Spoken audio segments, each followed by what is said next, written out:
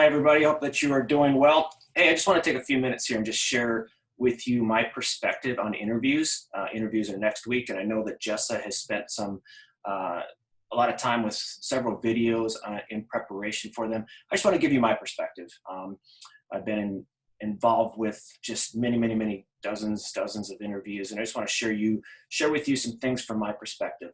Before I get started, as promised in my last interview, I have kept to not shaving, but a couple of things have happened since then. One, noticing some gray hairs, and probably more importantly though, secondly, my wife is really not impressed. And so the next time you see me on video, it'll be shaven off because happy wife, happy life. So anyway, the no shave COVID didn't last very long. So anyway, with that, let's jump into to my perspective. Hey, I just want to share a couple of things. One, you cannot practice or rehearse enough for an interview, okay? Again, some of this is going to be a review of what Professor Nelson has shared, but you have to practice your intro. Okay, that is probably one of the most important things that you do. Some of you, as I've reviewed your Golden Nugget 3s, you actually shared that this is a new thing for you and it's kind of uncomfortable and you haven't really thought about that. If you screw up the intro to an interview, that's setting that first impression that's not very good. So practice it. Of course, things like how you're dressed is important. Know your resume, know your cover letter well. Think about some life experiences that you've had, things that you are good at. This is not a time to be humble. Okay, you've got to know your strengths, what you're good at, what you can bring, the value that you bring to this company. You also need to know a couple weaknesses. You are going to be asked some areas that you need to improve on. And we're all human beings. We all have weaknesses. And there's just some things that you have to touch base on with them and just share your heart. And that kind of leads into another thing that I think is really important is just being you, being transparent, being authentic. That connection is so important. I think companies are going to be able to see on paper whether or not you have the skills and the attributes and the competencies to fulfill that job. Okay. And ones that you may not have, they're going to train you. They're going to send you to school and work with you and on-the-job training. But probably what is so important to a company is fit. Okay. Are you a good fit for the company?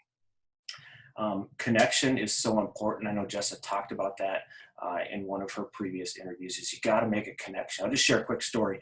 So when I came to interview for the Northwestern job that I'm in right now, I first connected with HR, and I don't really remember quite how we came about. I think the interviewer asked me about my military history. I found out from her that her son is serving active duty in the Army in Alaska. And man, I pounced on that. I jumped on that. I shared with her some stories that I've had. I really encouraged that her and her husband need to go visit. And I tell you, that connection, that personal connection and just sharing my heart with her really just put me at ease. It put her at ease, and it just really did well for that interview.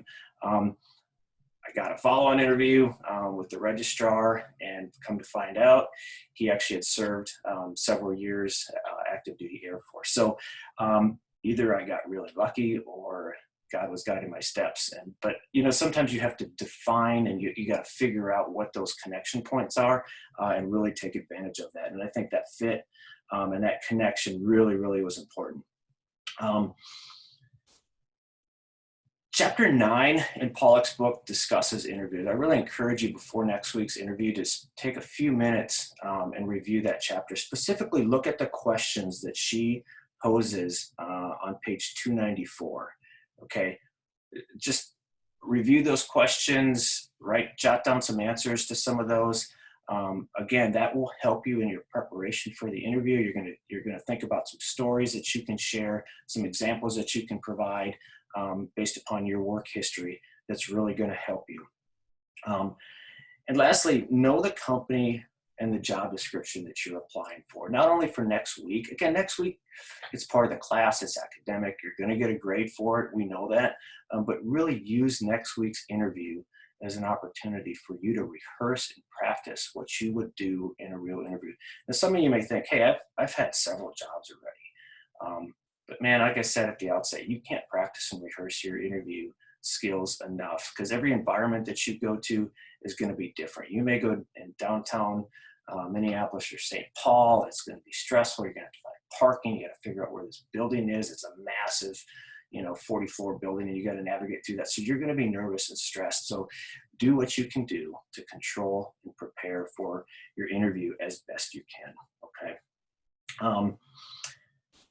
There's a lot of other tips that the book shares, that Jess has shared, arriving on time, different things like that. I'm not going to cover too much more with that.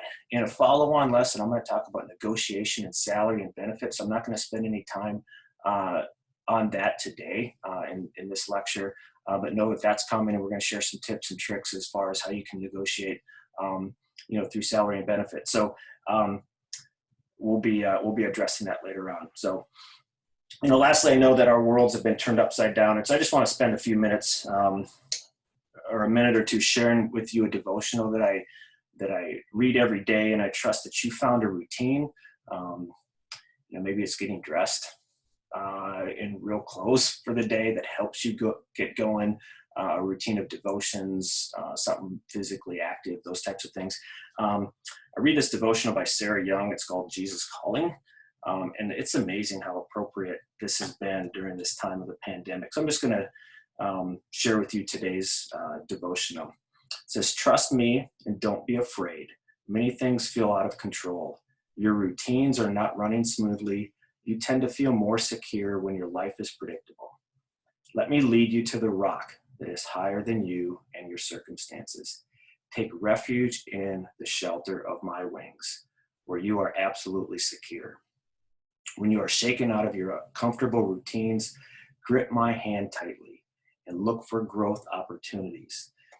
Instead of bemoaning the loss of your comfort, accept the challenge of something new. I lead you on from glory to glory, making you fit for my kingdom. Say yes to the ways that I will work in your life. Trust me and don't be afraid." Hang in there, team. You guys are doing great. Stay motivated, and I've been praying for you, and just trust that you are doing well. Reach out if you need anything, and we'll see you next week in the interviews. Bye-bye.